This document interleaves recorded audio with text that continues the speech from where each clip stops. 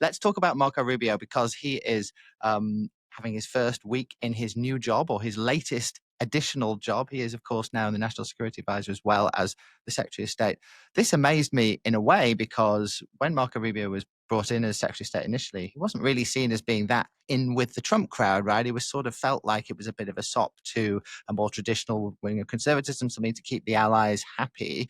Yet here he is a few months down the line being given a big extra role by the president. Why does President Trump come to like Marco Rubio so much? He was seen with a lot of skepticism from the MAGA America First base.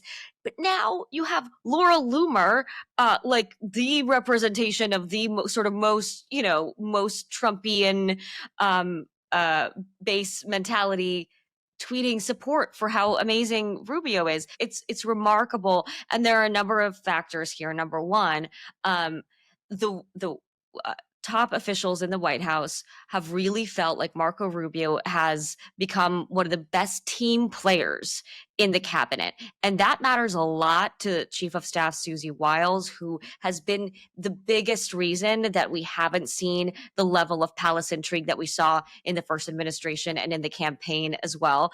So that's huge. And Rubio, while his long-standing foreign policy views don't jive with Trump's, he has shown that he can completely put that aside and jump on the Trump train and talk like Trump talks, deliver messages like Trump delivers messages, and fully and wholeheartedly try to execute on the Trump agenda. And that has been seen as a big show of loyalty. And he is somebody that has experience with diplomacy, with foreign policy, and they see these two roles, NSA, a National Security Advisor, and Secretary of State, as potentially being synergistic rather than too much in scale and scope. But there are some concerns from folks saying, like, look, he's wearing too many hats at this point.